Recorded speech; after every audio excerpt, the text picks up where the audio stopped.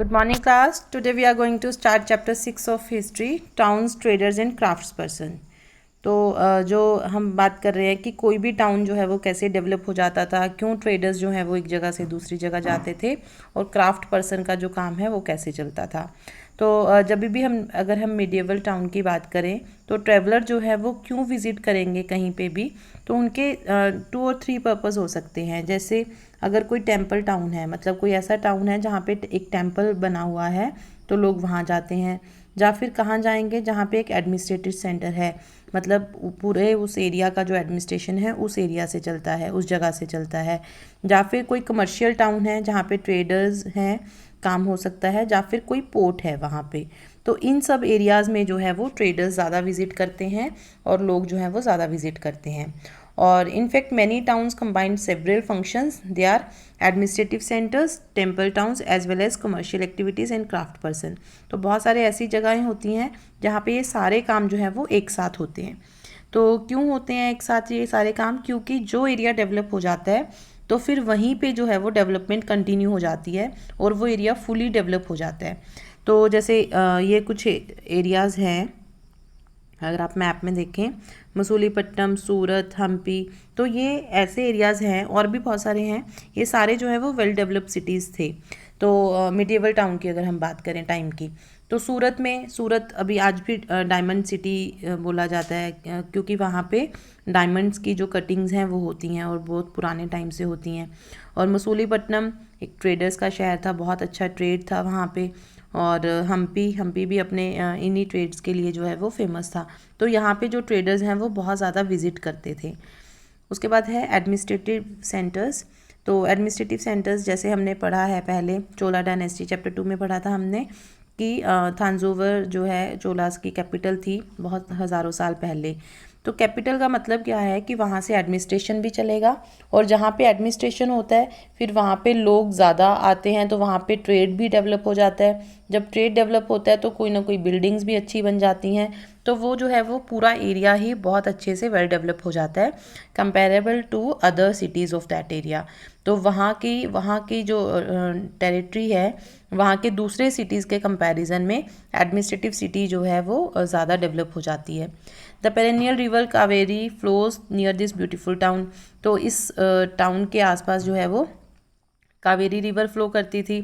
One hears the bells of the Raja Rajeshwar temple build by the king Raja Raj Chola. हमने पढ़ा था ये कि राज राजेश्वर टेम्पल जो है वो किंग राजा राज ने चोला ने बनाया था और उनकी बेल्स सुनाई देती थी। The town peoples are all praise for its architect. जो इसका आर्किटेक्ट था, जो लोग थे उसकी बहुत ज़्यादा तारीफ़ करते थे। तो कौन था ये? कुंजरमल्ला राजा राज पेंचुछनम, ठीक है, पेरून चनन, जो भी इसको प्रोनाउंस करते हैं। Who was proudly carved his name on the temple wall. तो जिसने कि अपना नाम जो है वो किंग ने अपना नाम जो है वो इस वॉल पे जो खुदवाया था, और इसके अंदर जो है एक बहुत बड़ा शिवलिंग था।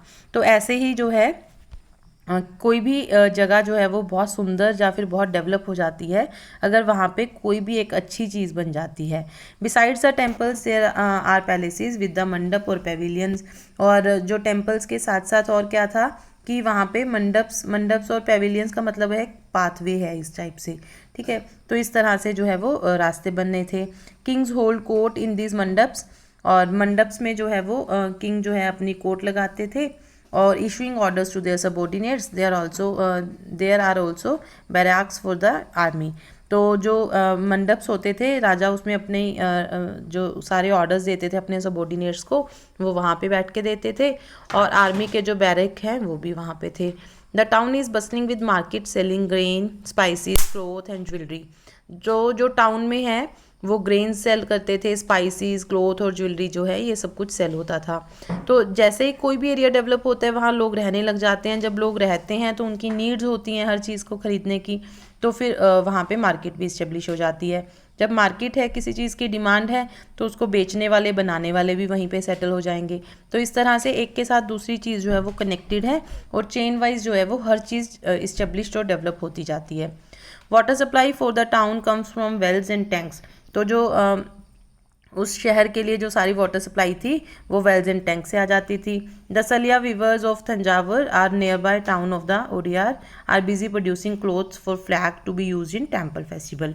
तो जो भी टेम्पल में फेस्टिवल होता था उसमें जो फ्लैग्स यूज़ होते थे, तो उनके जो आसपास के गाँव के लोग थे वो वहाँ पे कॉटन क्लोथ या फिर क्लोथ बनाने में बिजी थे, जो कि फ्लैग्स में यूज़ होना था। तो बहुत अच्छी कॉटन जो है वो बनाई जाती थी, या तो किंग्स के लिए या तो नोबिलिटीज़ मतलब थोड़े से जो रिच पर्सन है या फिर किंग के अंडर जो काम कर रहे हैं, तो उन लोगों के लिए बहुत अच्छी कॉटन बनाई जाती थी। और जो कोर्स कॉटन मतलब थोड़ी हल्की क्वालिटी जो है वो आम लोगों के लिए बनाई जाती थी। तो some distance away at Swamimalai the sthapatis and the sculptures are making bronze idols and tall ornaments bell metal lamps. तो जो है थोड़ा सा इससे दूर जो है वो मतलब उनकी बहुत सारी जो स्कल्पचर्स हैं वो बनाई जाती थी और ब्रोंज आइडल्स बनाए जाते थे और बड़ी बड़ी ऑर्नामेंटल बेल्स बनाई जाती थी, मेटल लैम्प्स बनाए जाते थे। तो इस तरह से जो है वो हर चीज़ जिसकी भी डिमांड होगी मार्केट में वही चीज़ प्रोड्यूस होने स्टार्ट हो जाएगी, लोग जो हैं उसी को क्राफ्ट करना शुरू कर देंगे। तो इस तरह से अगर डिमांड है तो फिर वहाँ पे मार्केट इस्टेब्लिश हो ही जाएगी। तो नेक्स्ट आता है temples towns and pilgrimage centres. तो टेम्पल टाउन्स तंजावर जो है एक टेम्पल टाउन का बहुत अच्छा एग्जांपल है। टेम्पल टाउन्स जो है वो it shows very important pattern of urbanisation. तो अर्बनाइजेशन का बहुत अच्छा पैटर्न ये शो करते हैं। The process by which cities develop temples were often central to the economy and society. तो जो मंदिर रहे हैं हमेशा से हमारी सोसाइटी में वो सेंटर पॉइंट रहे हैं हमारी इकॉनमी का या फिर सोसाइटी का। Rulers built temples to demonstrate their devotion to various deities. तो जो भी कोई राजा होता था वो अपने भगवान के लिए अपनी श्रद्धा दिखाने के लिए बड़े से बड़ा अपनी पावर दिखाने के लिए या फिर बड़े से बड़ा मंदिर जो है वो बनवाता था। They also endowed temples with grants of land and money to carry out elaborate rituals, feed pilgrims and priest and celebrate festivals. तो इन मंदिरों का जो यूज़ है तो वो और किस लिए करते थे, ताकि जो भी लोग बाहर से आ रहे हैं, कोई पुजारी हैं, कोई पिलग्रिम्स हैं, तो उन अपने जो भी फेस्टिवल सेलिब्रेट करने हैं, ठीक है, इन सब चीज़ों के लिए जो है मतलब ये जो मंदिर हैं ये बनाए जाते थे। Pilgrims who flock to the temples also made donations. तो जो भी पिलग्रिम्स आते थे, टूरिस्ट वगैरह जब घूमने लोग आते थे, वो इन मंदिरों को जो है वो दान भी देते थे, डोनेशंस भी देते थे। लोग बहुत सारी लैंड डोनेट कर जाते थे किसी भी मंदिर के नाम पे, या फिर पैसा डोनेट करते थे, या फिर फूड ग्रेन्स एक्सेट्रा कुछ भी।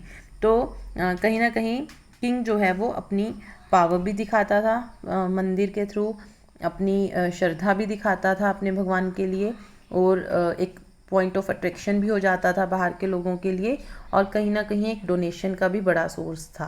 तो ये सब फ़ायदे होते थे एक मंदिर बनाने में एक राजा को।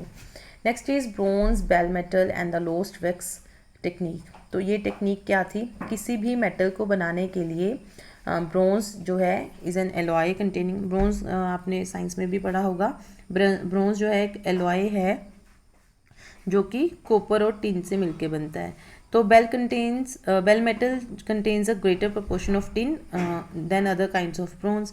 तो इसमें टिन का जो कंटेंट है वो ज़्यादा होता है, तो इसलिए बेल लाइक साउंड जो है वो प्रोड्यूस होती है।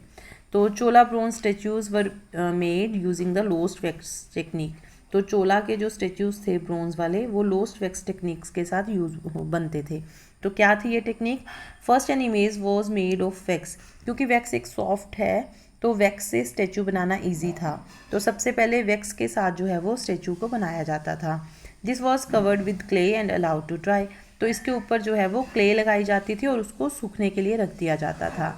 नेक्स्ट, जब वो क्ले बिल्कुल सूख गई है, वो मिट्टी एकदम सूख गई है, तो उसके बाद उसमें एक छेद करके एक छोटा सा होल करके उसको हीट किया जाता था। और जब हीट करेंगे तो वैक्स तो मेल्ट हो जाएगी, तो वैक्स को उस होल के थ्रू पोर कर दिया जाता था, बाहर निकाल दिया जाता था, और उसके बाद मोल्टन वैक्स जो है वो उस होल से बाहर आ जाती थी। Then molten metal was poured into the clay through that hole. तो उसके बाद जो हमने होल बनाया था उसमें से जो है मोल्टन मेटल को उसमें पोर कर दिया जाता था उस मिट्टी के स्टैचू में। तो उसके बाद मेटल जो है वो कूल हो जाएगा, ठंडा हो जाएगा। Then the clay cover was carefully removed, और उसके बाद जो है वो क्ले को उसमें से केयरफुली रिमूव कर दिया जाता था। And the image was cleaned and polished, उसके बाद उसकी क्लीनिंग और पॉलिशिंग होती थी। तो इस तरह से लोस्ट वैक्स टेक्निक के साथ जो है वो वेरियस स्टेचूज़ जो है वो बनाए जाते थे। और टेम्पल अथॉरिटीज़, तो यहाँ तक ही करते हैं बेटा इस चैप्टर को हम, तो नेक्स्ट कंटिन्यू करेंगे इन आवर नेक्स्ट क्लास। तो thank you and have a nice day.